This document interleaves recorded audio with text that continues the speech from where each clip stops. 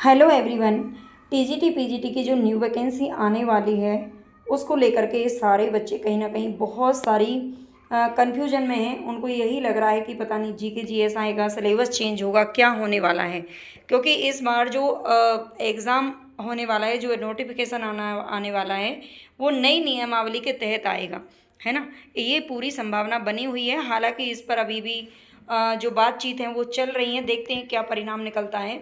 और आज मैं आपको बताऊं, आज पोस्ट ग्रेजुएट टीचर यानी कि पीजीटी और टीजीटी और टीजीटी दोनों का कुछ सिलेबस यहाँ पर चेंज किया गया है, लेकिन सभी सब्जेक्ट का नहीं है। आप देख सकते हो यहाँ पर किस किस सब्जेक्ट से आया है।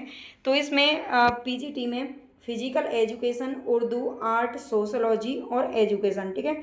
ये केवल इसमें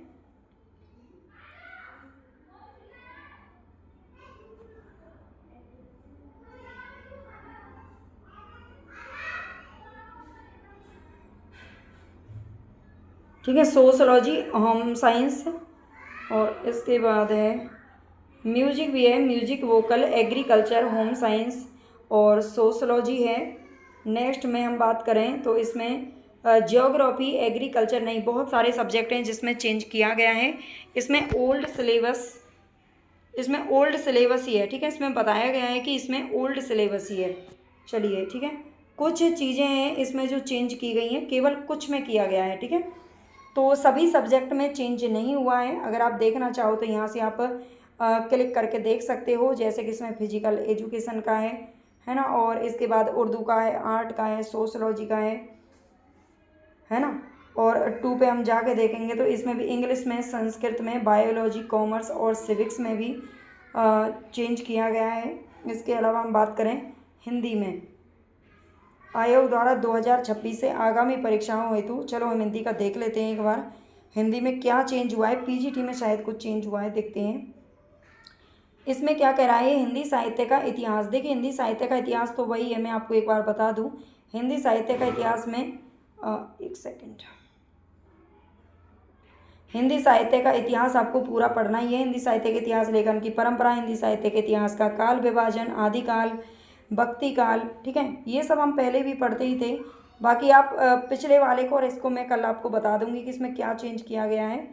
चारों काव्य धाराओं की मुख्य प्रवृत्तियाँ, रीतिकाल, आधुनिक काल में भारतेंदु युग, द्विवेदी, छायावाद, ये सब पढ़ना है, ठीक है। और इसके बाद हम बात करें तो गद्य साहित्य का उद्भव और विकास, पत्रकारिता भी इस बार, मतलब पत्रकारिता हमें पढ़ना ही है, जो कि हम पढ़ते ही हैं। काव्य शास्त्र हमें करना है।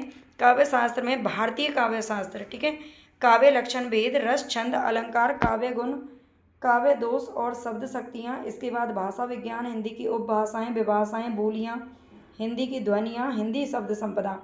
हिंदी व्याकरण में आपको क्या क्या चीज़ें पढ़नी है, संधि, समास, कारक, लिंग, वचन, काल, पर्यायवाची, विलोम शब्द, वर्तन संबंधी, अशुद्धि, शोधन, ये सब कुछ पढ़ना पड़ेगा। और इसके बाद हम बात करें तो संस्कृत साहित्य के प्रमुख रचनाकारों के नाम यहाँ पर दे रखे हैं और उनकी प्रमुख कृतियाँ, कालिदास, भभूति, भारवी, ये सब आपको पढ़ना है। भरत मुनि, विश्वनाथ, राजशेखर और जयदेव, ठीक है। जयदेव के बारे में भी इस बार अच्छे से पढ़ना है। और संस्कृत व्याकरण भी इसमें दिया गया है। संस्कृत व्याकरण में आपको क्या पढ़ना है ये देख लीजिए। संधि आपको पढ़ना है, तीनों संधि, समास, उपसर्ग और प्रत्यय, ठीक है। विभक्ति चिन्ह आपको पढ़ने हैं। शब्द रूप आपको किस किस के पढ़ने हैं दे रखे हैं यहाँ पर।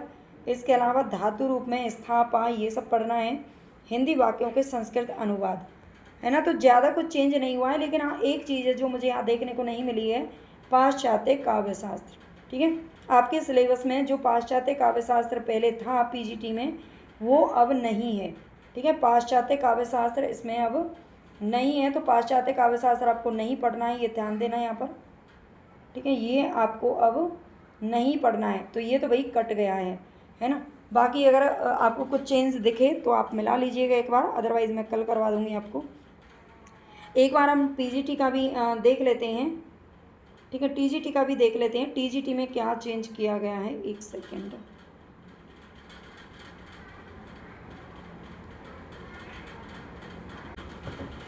हाँ जी, अब देखने वाले हैं हम यहाँ पर ट्रेंड ग्रेजुएट टीचर यानी कि टीजीटी। टीजीटी में क्या चेंज हुए हैं देखते हैं एक बार। ट्रेंड ग्रेजुएट टीचर में हमें अपना देखना है। देखिए, इसमें म्यूजिक में music vocal, physical education, home science, maths, और इसके अलावा आर्ट है, कॉमर्स है, एग्रीकल्चर, साइंस, सोशल साइंस, इन सब में जो है थोड़ा बहुत चेंज किया गया होगा। ठीक है, आप इनको देख लेना। हम देखने वाले हैं एक बार हिंदी का, तो देखते हैं भाई हिंदी में क्या चेंज हुआ है। मैं आपको एक बार बता देती हूँ यहाँ पर।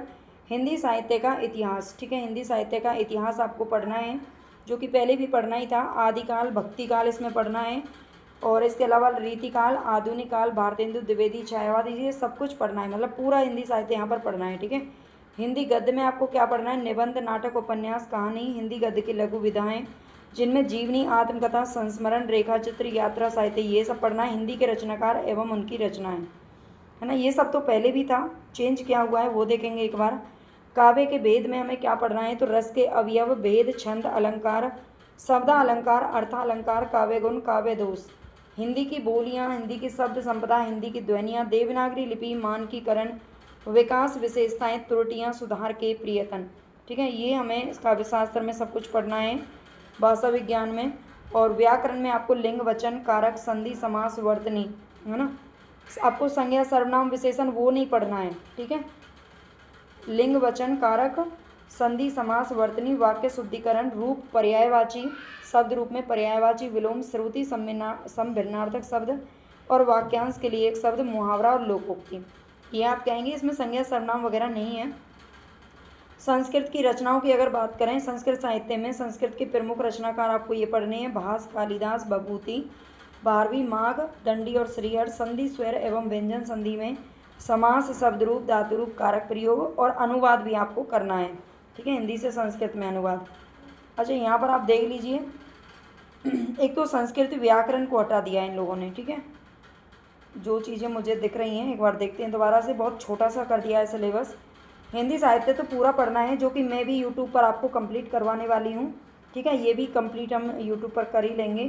ठीक है, काव्य, वेद वगैरह, अगर आपको थोड़ा सिस्टमेटिक और जल्दी पढ़ना है सिलेबस को, तो आप हमारा बैच भी ज्वाइन कर सकते हैं। टीजीटी का केवल आपको 599 रुपये में मिल जाएगा, है ना, बहुत ज़्यादा नहीं है आपके लिए, फ्री सा ही समझिए।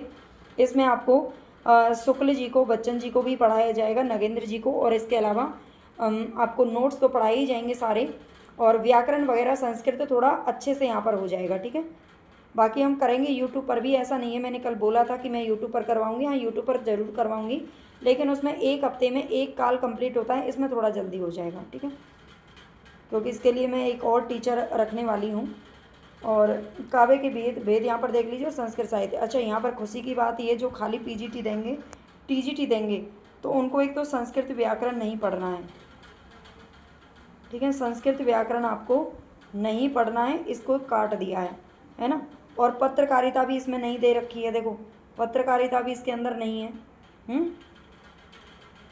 इसमें पत्रकारिता भी काट दिया है, मतलब 2-3 चीज़ें हैं जो हटा दी हैं। और हो सकता है अभी सिलेबस जुड़ के इसमें जीएस नहीं जुड़ा है। ठीक है, अभी ये सिलेबस जो बताया है ना, उसमें जीएस नहीं आया है। अब आगे देखते हैं आएगा या नहीं आएगा, लेकिन अभी फ़िलहाल तो नहीं आया है, आप इतना समझ लें, परेशान ना हो ज़्यादा। हो सकता है आपको यही हो और इसमें उसी पुराने पैटर्न पर सब कुछ हो जाए, तो देखते हैं। अभी तक कोई ऑफिशियल नोटिफिकेशन नहीं है जीएस का, तो तब तक आप लोग परेशान ना हो, बस इसको पढ़ते रहिए, है ना। क्लासेस मैं आपको लगातार दे रही हूँ, उनको आप लगातार फोकस करिए, अच्छे से पढ़िए, अपने नोट्स बनाइए।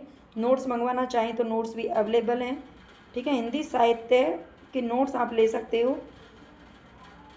ठीक है, चलिए, अगर वीडियो पसंद आई हो तो लाइक सब्सक्राइब जरूर कर लेना।